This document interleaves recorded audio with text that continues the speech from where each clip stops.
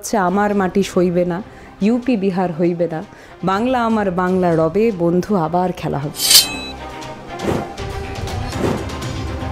এখানে আমরা আবারও দেখতে পাবো যে বাংলা কিন্তু তার মেয়েকেই চায়, অর্থাৎ তার মেয়ে কিন্তু আবারও সেই শীর্ষ পদে বিরাজমান হবে। মানুষ তো ঠিক ভুলটা বোঝে, তাদেরকে যতই তুমি যা কিছুই খাওয়ানোর চেষ্টা করো না কেন, তারা কিন্তু সেই জিনিসটাই গ্রহণ করে বা পেটে তোলে, মুখে তোলে, যেই জিনিসটা তারা বাস্তবে নিতে চায়, গ্রহণ করতে চায়। আমি একটা কথা বারবার বলি, ছাঁকনি দিয়ে ছেঁকে বার করতে হবে কে ভালো কে খারাপ। তৃণমূল কংগ্রেস সেটা পারে। বলতে পারি পরবর্তীতে বিজেপি সিপিএম এর দিকে পরিণত হবে, শূন্যে পরিণত হবে। গোটা দেশ জুড়ে এসআইআর প্রক্রিয়া শুরু হয়ে গেছে।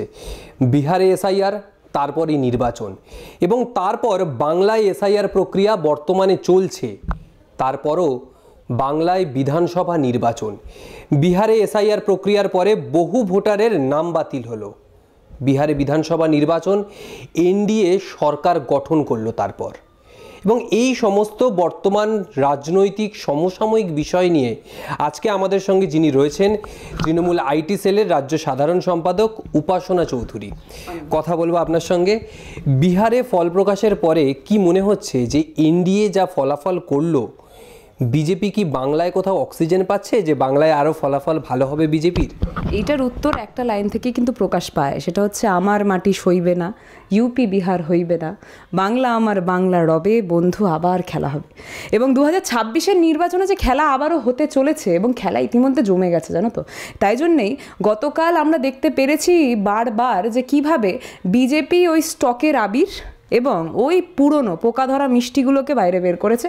তার পরবর্তীতে তারা পতাকা নিয়ে বিভিন্ন জায়গায় লাফালাফি করলেও বাস্তব চিত্রটা 2026-এ আপনার এবং আপনার চ্যানেলের প্রত্যেকটা দর্শকের চোখের সামনে কিন্তু আবারও উঠে আসবে, যেখানে আমরা আবারও দেখতে পাবো যে বাংলা কিন্তু তার মেয়েকেই চায়, অর্থাৎ তার মেয়ে কিন্তু আবারও সেই শীর্ষ পদে বিরাজমান হবে। এই সময় দাঁড়িয়ে যেভাবে রাজনৈতিক প্রচার হচ্ছে, বা বলা যায় সামনে বাংলায় বিধানসভা নির্বাচন, এই সময় দাঁড়িয়ে ডিজিটাল প্ল্যাটফর্ম একটা গুরুত্বপূর্ণ বিষয়। সেখান থেকেই তৃণমূলে চালু হয়েছে আমি বাংলার ডিজিটাল যোদ্ধা। কতটা চাপ এই মুহূর্তে, বা কিভাবে এর মাধ্যমে প্রচার চলছে? দেখো, চাপের কথা যখন তুমি বলছো, চাপ একটু আছে, কিন্তু বিষয়টা তো অত্যন্ত ভালো লাগার এবং ভালোবাসার। তো সেই ক্ষেত্রে যখনই একটা অধিকাংশ জায়গা ভালোবাসা নিয়ে নেয়, তখন ওই চাপটা আমাদের চোখের সামনে আর পড়ে না। কারণ যেই কথাটা তুমি বললে, 2026-এ আমাদের সকলকে একটা জিনিস বুঝতে হবে যে যতটাই গুরুত্বপূর্ণ মাঠে ময়দানে নেমে লড়াই করা, ততটাই কিন্তু গুরুত্বপূর্ণ এই মোবাইলটাকে ঠিকভাবে ব্যবহার করাও। এবং তাই জন্যেই বাংলার ডিজিটাল যোদ্ধা আমাদের সকলের চোখের সামনে এসছে। আমরা প্রত্যেকে দেখেছি অভিষেক বন্দ্যোপাধ্যায় সেই নির্দেশিকা প্রকাশ করেছেন তার ফেসবুকের মাধ্যমে, এবং তার পরবর্তী থেকেই আমি এবং আমরা প্রত্যেকে নিজেদের নামটার পিছনের পদবিটা সরিয়ে সেখানে ডিজিটাল যোদ্ধা হিসাবেই কিন্তু ব্যবহার করছি। অর্থাৎ যে পরিচয়টা তুমি বললে, সেই পরিচয়টা একটু এডিট হবে, অর্থাৎ উপাসনা বাংলার ডিজিটাল যোদ্ধা হবে। কারণ ইতিমধ্যেই আমাদের সকলকে একটা জিনিস বুঝতে হবে যে এই বাংলার ডিজিটাল যোদ্ধাটা বাংলার কথা সুন্দরভাবে তুলে ধরার জন্য কিন্তু উপস্থিত হচ্ছে। আজকে এই যে ফোনটা রয়েছে, এই ফোনটার যদি আমরা সদ্ব্যবহার করতে শুরু করে দিই, তাহলে ওই বিজেপির পকেটে পয়সা গুজে যেই আইটি সেলকে দাঁড় করিয়ে রেখেছে, যেই আইটি সেল যে কোনোভাবে শ্বাস নেওয়ার চেষ্টা করছে বাংলার ক্ষেত্রে অন্তত, সেই আইটি সেলকে আমরা দাবিয়ে দিতে পারবো, এটা আমাদের বিশ্বাস। কারণ আমরা একটা জিনিস প্রত্যেকে জানি যে সেটা কলিযুগ হোক বা দ্রাপর বা সত্য, সব যুগেই কিন্তু দিন শেষে ওই সত্যের জয়টা নিশ্চিত। তাই সেই ক্ষেত্র থেকে যখন তারা পয়সা দিয়ে কেনার চেষ্টা করছে, তখন না হয় ভালোবাসা দিয়ে আমরা হৃদয় দখলটা করি, এবং সেই যুদ্ধতেই আমরা প্রত্যেকে আছি। খুব সুন্দর একটা কথা বললে, ভালোবাসা দিয়ে হৃদয় দখল।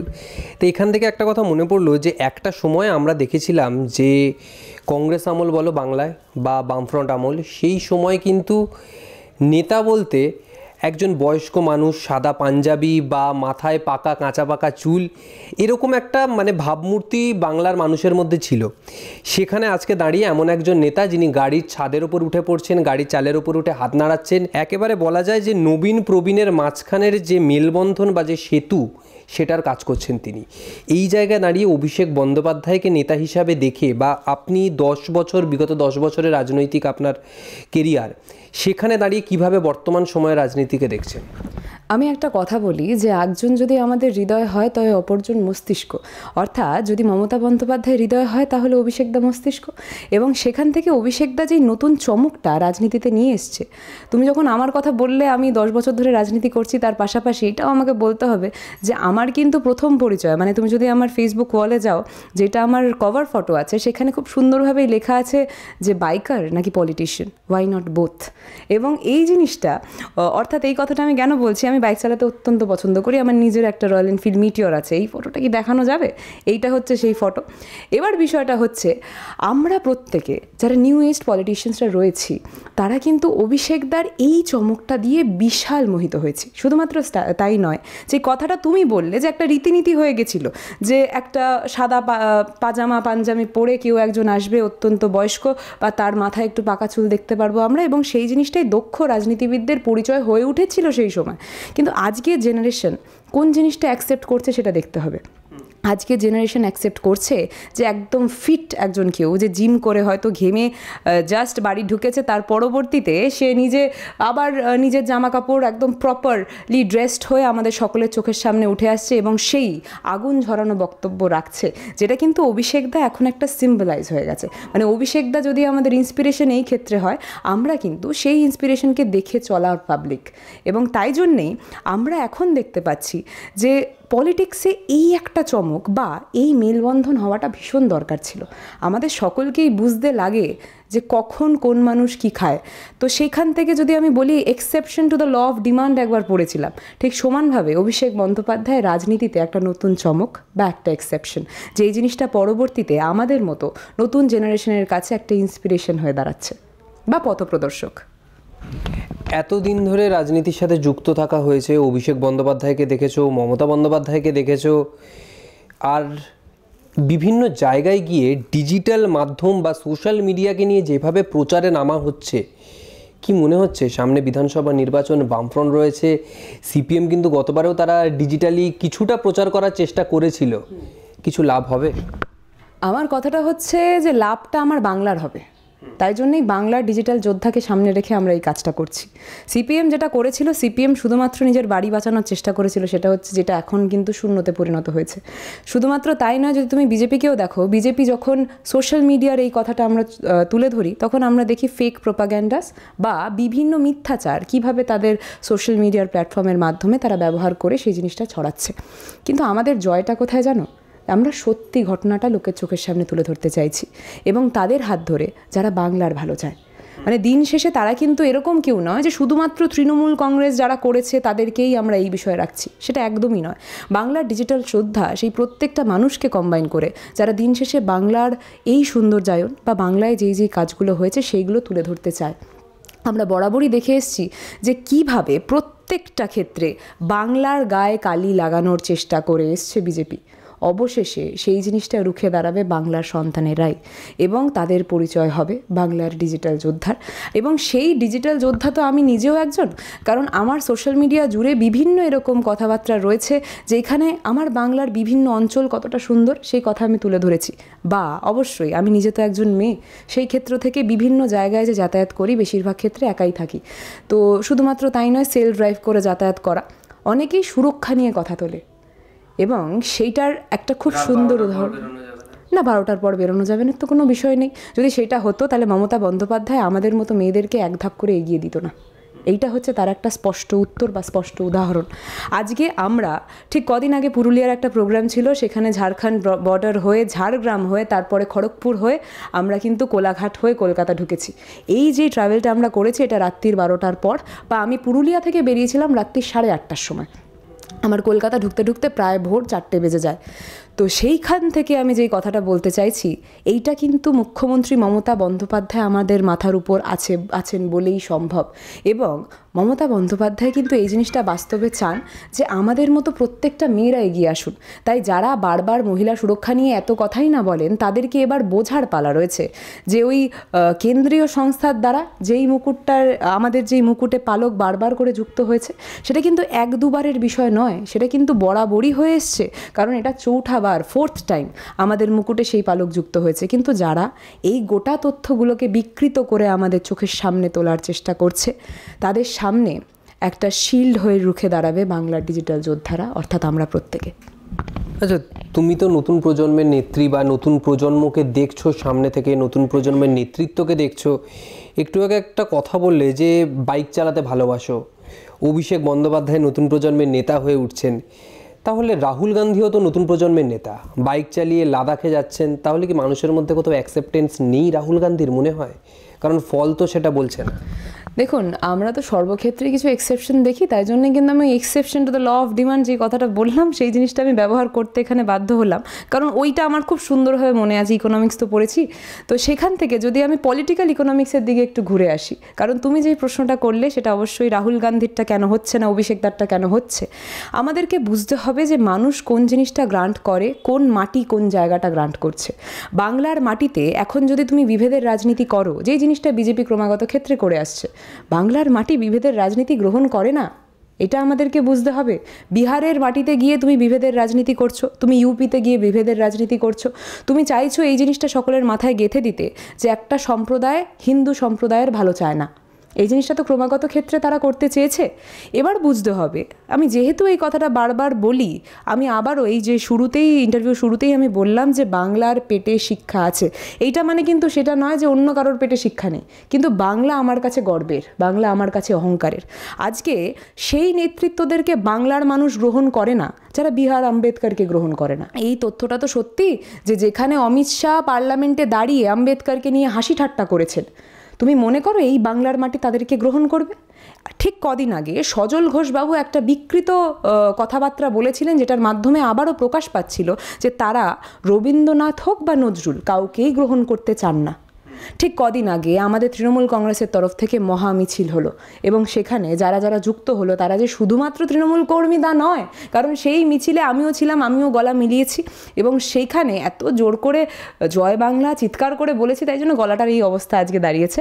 কিন্তু আমাদের সকলকে বুঝতে হবে যে স্বাভাবিকভাবে সাধারণ মানুষেরা মমতা বন্দ্যোপাধ্যায়, অভিষেক বন্দ্যোপাধ্যায়কে দেখে যেইভাবে ঝাঁপিয়ে পড়ছিলেন, এটা কিন্তু স্পন্টেনিয়াস, এটা কিন্তু কোনো কারোর পকেটে টাকা গুজে দিয়ে ওই ইয়েলো জার্নালিজমকে সামনে রেখে বানানো জিনিস নয়। এটা আবেগ, এটা ইমোশন, এটা হচ্ছে তোমার জীবনের প্রথম প্রেমের মতো, যাকে তুমি কোনোদিন ভুলতে পারবে না। এবং সমানভাবে এটা শুধুমাত্র তোমার জীবনে না, প্রত্যেকেরই তো এরকম একটা ফেজ যায় আমাদের প্রত্যেকের জীবনে, অর্থাৎ বাংলার মানুষের প্রত্যেকের জীবনে, যে মমতা বন্দ্যোপাধ্যায়, অভিষেক বন্দ্যোপাধ্যায় সেই প্রথম ভালোবাসা যাকে তুমি কোনোদিনই ভুলতে পারবে না, সেটা বারবার আমাদের চোখের সামনে তখন উঠে আসে যখন এই বৃহৎ র্যালিগুলো দেখি। কারণ ওখানে কেউ নেতা নয়, কেউ মন্ত্রী নয়, কেউ কিচ্ছু নয়, ওখানে সকলে কর্মী, ওখানে একজন নেত্রী আমাদের এগিয়ে আছেন, তার পাশে দাদা রয়েছে, এবং আমরা প্রত্যেকে এই বৃহৎ যুদ্ধে একটা ক্ষুদ্র ভূমিকা পালন করতে পেরে সেটাই যেন আমাদের কাছে একটা বড় প্রাপ্তি। কারণ ওই যে ব্যারিকেডে আমরা যখন পিছনে থাকি, সেই ব্যারিকেডের পিছনে আমাদের যে শীর্ষ পদ, যেই পদে আমরা সকলে পরিচিত হই, সেটা কিন্তু একটা কর্মীর, এবং এই জিনিসটাই মমতা বন্দ্যোপাধ্যায়ের ম্যাজিক। যারা দেখছেন দর্শকরা, তাদের মধ্যে একটা এই যে কথাটা বললে সেখান থেকে একটা প্রশ্ন আসবে, তাদের হয়েই করছি, তোমার জীবনে প্রথম ভালোবাসা কে? আমি তো আগেই বলে দিলাম, মমতা বন্দ্যোপাধ্যায়, তৃণমূল কংগ্রেস। খুব সুন্দরভাবেই তো এই উত্তরটা আমি আগেই দিয়ে দিয়েছি। তো প্রথম ভালোবাসাকে তো ভোলা যায় না, কিন্তু আমি এই ক্ষেত্রে একটু লাকি, কারণ প্রথম ভালোবাসাই কিন্তু আমার জীবনসঙ্গী হতে চলেছে, যেটা সকলে হয়তো পায় না। আমার ক্ষেত্রে হয়তো এটাই, কারণ তৃণমূল কংগ্রেসই আমার জীবনের সব। আমি অন্তত তৃণমূল কংগ্রেসকেই আমার জীবনের সব কিছু হিসাবে দেখতে চাই।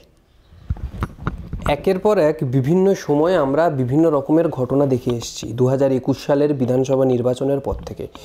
কখনো পার্থ চট্টোপাধ্যায়, কখনো নিয়োগ দুর্নীতির কাণ্ড উঠছে, কখনো সন্দেশখালী, কিন্তু একের পর এক যে জিনিসটা দেখতে পাওয়া গেছে, বা দেবাংশু ভট্টাচার্যও বলেছিলেন আপনাদের নেতা, যে যত বেশি এই সমস্ত জিনিস ঘটাচ্ছে বিজেপি, তত বেশি মানুষের ভোট বাড়ছে। কিন্তু বর্তমানে দাঁড়িয়ে অনুব্রত মণ্ডল তিনিও ময়দানে, পার্থ চট্টোপাধ্যায় তিনিও ময়দানে। কি মনে হচ্ছে 26-এর নির্বাচন কোন দিকে যাবে? দেখুন, আমার কথাটা হচ্ছে, মানুষ তো ঠিক ভুলটা বোঝে। তাদেরকে যতই তুমি যা কিছুই খাওয়ানোর চেষ্টা করো না কেন, তারা কিন্তু সেই জিনিসটাই গ্রহণ করে বা পেটে তোলে, মুখে তোলে, যেই জিনিসটা তারা বাস্তবে নিতে চায়, গ্রহণ করতে চায়।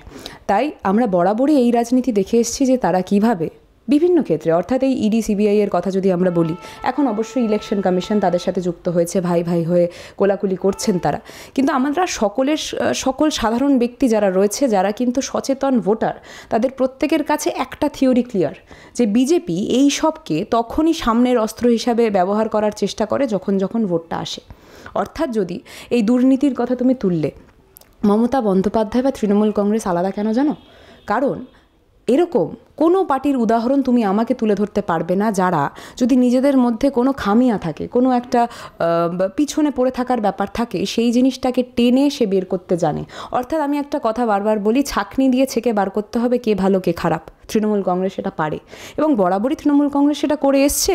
কারণ বিভিন্ন লোকের বিরুদ্ধে কিন্তু আর কেউ নয়, অর্থাৎ আমার পরিবারের যে শীর্ষ পদে বসে আছে, যদি আমি আমার পরিবারের বাবার কথা বলি, এখানে তো মমতা বন্দ্যোপাধ্যায়, তো সেখানে মমতা বন্দ্যোপাধ্যায় কারোর জন্যই কিন্তু সেই মার্সি পেশ করেননি। কারণ যদি কারোর দ্বারা আমাদের সাধারণ কোনো একটা ব্যক্তির ক্ষতি হয়ে থাকে, আমি আবারও বলছি এই জায়গাটা, এবার সেইখান থেকে আমাদেরকে একটা বড় থিওরি, একটা ওভারঅল পলিটিক্যাল থিওরির দিকে যদি আমি যাই, তুমি যদি বিজেপির ক্ষেত্রে দেখো, যারা নারী সুরক্ষার এত কথাই না বলে, তারা কিন্তু এখনও ব্রিজভূষণ সিংকে নিজেদের জায়গায় খুব সুন্দরভাবেই সাজিয়ে গুছিয়ে রেখেছে। শুধুমাত্র তাই নয়, তার পাশাপাশি রেপিস্টদেরকে তারা কিন্তু মালা দিয়ে বরণ করে বের করিয়ে নিয়ে আসে। তাদের মুখে কি নারী সুরক্ষার কথা শোভা পায়? আজকে যিনি বিশেষভাবে বিজেপির একটা শীর্ষ পদে বসে আছে, when it comes to Bengal politics, ওনার নামেও তো একটা মহিলার অভিযোগ আছে। উনি আজকে বিভিন্ন ক্ষেত্রে যদি তৃণমূল কংগ্রেসকে সামনে রেখে কোনো একটা কথা, সেটা দুর্নীতি হোক বা অন্য কোনো বিষয় নিয়ে কথা বলতে চায়, আজকে বিষয়টা হচ্ছে সাধারণ মানুষ যখন সেই ইন্টারভিউগুলো শোনে, সেইগুলো তাদের কাছে হাস্যকর একটা ব্যাপার হয়ে গেছে।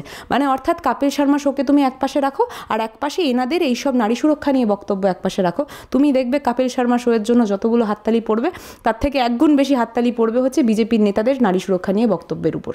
এবং এটা কেন হচ্ছে?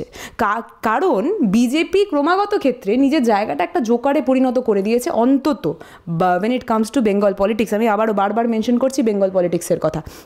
তুমি বিভিন্ন প্রশ্ন আমাকে করলে, তার মধ্যে একটা জিনিস আমাদেরকে বুঝতে হবে, যারা শুধুমাত্র বাংলাকে ধর্মের ভিত্তিতে ভাগ করে মনে করছে যে 2026-এর মসনদ তারা জিতে যাবে, সেই জিনিসটা হবে না। এবং এই জিনিসটাই তাদের কিন্তু পরবর্তীতে যেই নাম্বারটা তারা বরাবরই বাংলায় এসে বলে গেছে, সেটা তো আমরা ডিটোরিয়েট করতেই দেখেছি। অর্থাৎ তারা 4 বললে সেটা 1 হয়, তারা 5 বললে সেটা 2 হয়, বা আরও কমতে থাকে। আমরা দেখেছি যে যত সংখ্যা তারা বাড়িয়েছে তত করে কমিয়েছে। এবার আমি তো মাইনাসের সংখ্যাটা বলতে পারবো না, তাই 1-2টা বলতে হচ্ছে। না হলে হ্যাঁ বলতে পারি, পরবর্তীতে বিজেপি সিপিএমের দিকে পরিণত হবে, শূন্যে পরিণত হবে। এর থেকে বেশি আমাদের কিছু বলার নেই। কিন্তু আমি একটা কথা বলবো তোমার চ্যানেলের মাধ্যমে, যারা সচেতন দর্শকরা রয়েছেন, নাগরিকরা রয়েছেন, তারা যেই বাস্তব চিত্রটা দেখতে পারছে বেঙ্গল পলিটিক্সের ক্ষেত্রে, তারা সেই জিনিসটাকে সামনে রেখেই কিন্তু ভোটটা দেবেন। অর্থাৎ আজকে যদি আমরা SIR এর কথা বলি, বিহারের কথা তুমি তুললে, সেটা দিয়েই আমাদের ইন্টারভিউ শুরু হলো। বিহারে আমরা দেখেছি, বাংলার নাগরিকরা দেখেছে যে সচেতন যারা নাগরিক রয়েছে তাদেরকে সরিয়ে দিয়ে সেখানে রেসিডেন্সিয়াল সার্টিফিকেট পাচ্ছে হচ্ছে তার বাড়ির একজন কুকুর, অর্থাৎ পোষ্যরা। এটা আমরা বাংলার ক্ষেত্রেও তারা করার চেষ্টা করছে। আমরা দেখতে পাচ্ছি শুভেন্দুবাবু কিভাবে সব জায়গায় হাত তুলে নাচতে নাচতে গিয়ে বলছেন যে আপনি হিন্দু তো, আরে আপনার আমি রক্ষা করে দেবো, আমি তো আপনার রক্ষাকর্তা। বিশ্বাস করুন, আমি নিজে উপাসনা চৌধুরী ভরদ্বাজ গোত্র, কিন্তু আমি নিজে হিন্দু হলেও আমি ওনার মতো কুলাঙ্গারকে আমার প্রতিনিধি হিসাবে বা হিন্দুর কোনো এক মুখ হিসাবে দেখতে চাই না।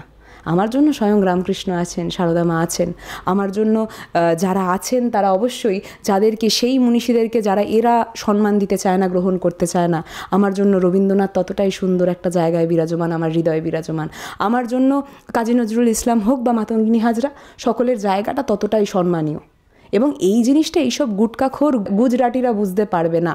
এবং আমি বারবার একটা জিনিস বলার চেষ্টা করছি এখানে, যারা নারী সুরক্ষার কথা বলে, যারা দেশপ্রেমের কথা বলে, অবশেষে আমরা দেখতে পারি যে তারাই নিজেদের প্রোগ্রামে দেশপ্রেম অর্থাৎ সিন্দুরের একটা জামা বানিয়ে প্রিন্ট করিয়ে সেটার মূল মঞ্চে দাঁড়িয়ে থাকেন প্রধানমন্ত্রী নয়, বিজেপি নেতা মোদিবাবু। এবং সেইখানে উনি মাইক ধরে এই কথাই বলেন যে হামনে ক্যাসা অপারেশন কিয়া সিন্দুর মে, তখন তারা একবারও উল্লেখ করে না সুফিয়া কুরেশি বা ভামিকা সিংয়ের নাম। আমরা তাদেরকে বাংলার ক্ষেত্রে গ্রহণ করতে চাই না, বাংলার মানুষ চায় না। তাই সেই ক্ষেত্রে আমরা আবারও রেজাল্ট দেখব 2026-এ। 2026-এর আগে বলা যায়, যেহেতু অপারেশন সিঁদুরের কথাটা তুললে, দিল্লিতে এত বড় বিস্ফোরণ, যেখানে প্রধানমন্ত্রী বাসভবন, পার্লামেন্ট, এত বড় একখানা হাই সিকিউরিটি জোন, অমিত শাহর পদত্যাগ দাবি করছে তৃণমূল। শুধুমাত্র তৃণমূল নয়, প্রত্যেকটা সাধারণ ব্যক্তি যারা এই বিষয়ে সচেতন তারা প্রত্যেকে করছে। কারণ তুমি যদি এই বিষয়টা একটু ভেবে দেখো, আমি আগের দিন একটা ভিডিও দেখছিলাম যেটা অত্যাধিক ভাইরাল হয়েছে, যে একজন ব্যক্তি একটা বুমের সামনে, একটা রিপোর্টার তাকে প্রশ্ন করছিলেন, উনি বলছিলেন যে মোদিজির আমলে কতটা সুরক্ষিত আপনারা? তখন উনি বলছেন যে না, আমরা তো অত্যাধিক সুরক্ষিত, এতটাই সুরক্ষিত যে এখন টেররিস্ট অ্যাটাক হয় না, এই হয় না, সেই হয় না, তাই হয় না, কত কথাই না বললেন, পিছনেই সেই বোমা ফাটল। তার পরবর্তীতে উনি বললেন মশাই এখন ছেড়ে দিন, মানে এখন আর ইন্টারভিউটা দেওয়া যাবে না। অবস্থাটা এইখানে গিয়ে দাঁড়িয়েছে। শুধুমাত্র সেটা কেন, যারা ওই হিন্দু রক্ষার কথা বলে তাদেরকে একটু মনে করিয়ে দিই যে বিতান অধিকারী কিন্তু নিজেও একজন হিন্দু ছিলেন। আমরা আগেও দেখেছি, সেটা পেহেলগামা হোক, পাঠানকোট হোক, পুলওয়ামা হোক, প্রত্যেকটা ক্ষেত্রে যেইভাবে যারা মারা যাচ্ছে, তারা কি এখানে সম্প্রদায় টেনে বিজেপি বহু ক্ষেত্রে রাজনীতি করার চেষ্টা করলেও যারা আমাদের সুরক্ষা কবচ হিসাবে দাঁড়িয়েছে, সেই সুফিয়া কুরেশি বা ফামিকা সিংয়ের কথা কেন কোথাও উল্লেখ হবে না?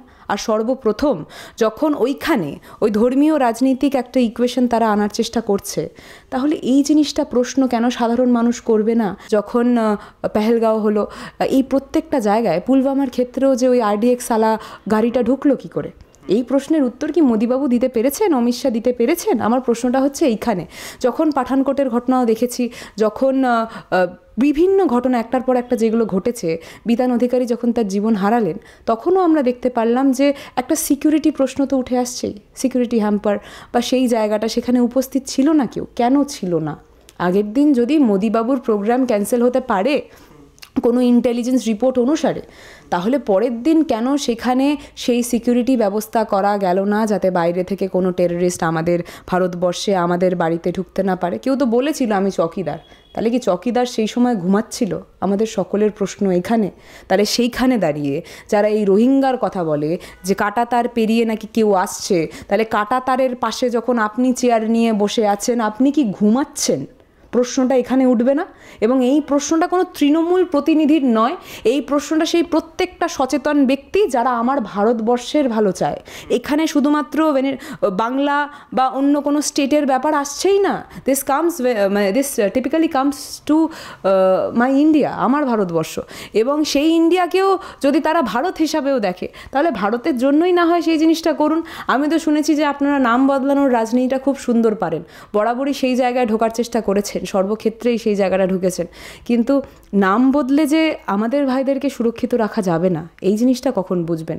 ভাইদেরকে সুরক্ষিত রাখার দায়িত্ব যদি আপনি নিজে যেচে আপনার হাতে নিয়ে থাকেন, সেটা যেভাবেই হোক না কেন, ইভিএমকে ম্যানিপুলেট করে ইভিএম যখনই যা সুইচ ক্লিক করছি তার পরবর্তীতে সেই ভোটটা যাবে বিজেপিতে, সেটা করে হোক, ইলেকশন কমিশনকে কিনে নিয়ে হোক, বা ইডি বা সিবিআই বিরোধীদের বিরুদ্ধে লাগিয়ে দিয়ে হোক না কেন, যেইভাবেই আপনার করার চেষ্টা করুন না কেন, দিন শেষে আপনিও তো এই ভারতবর্ষের একজন নাগরিক। অস্বীকার তো করতে পারবেন না। ভারতের উপর আঘাত পড়লে, টেররিস্টরা যখন আসছে, সেখানে হতেই তো পারে কালকে বিতানের জায়গায় আপনার কোনো প্রিয়জন হবে, আমার কোনো প্রিয়জন হবে।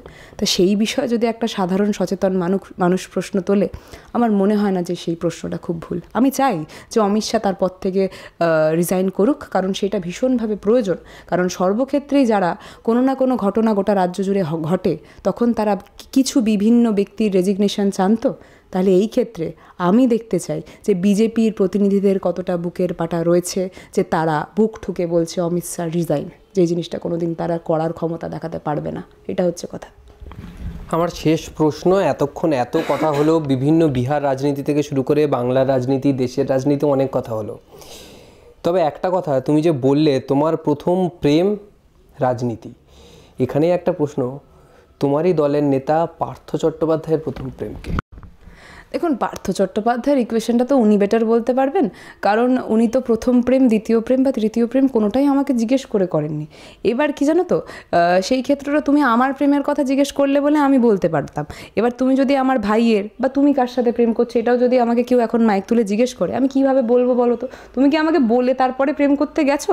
তাই এখানে পার্থদার জায়গাটাও ঠিক ওইখানে আমি সমতুল্য রাখছি। পার্থদা আমাকে বলে তো কারোর সাথে প্রেম করতে যায়নি। যদি জানতাম তাহলে অবশ্যই জানাতাম, আমি জানি তোমরা এই নিউজটাকে হাইলাইট করে খুব সুন্দরভাবে চালাতে পারতে, কিন্তু বিশ্বাস করো আমাকে বলে কয়ে একদমই জাননি উনি। এবং এই গোটা ক্ষেত্রেই উনি প্রেম হোক বা ওনার যুদ্ধ, সেই যুদ্ধের মাঝখানেও আমি ওনাকে সেইভাবে দেখে উঠতে পারিনি।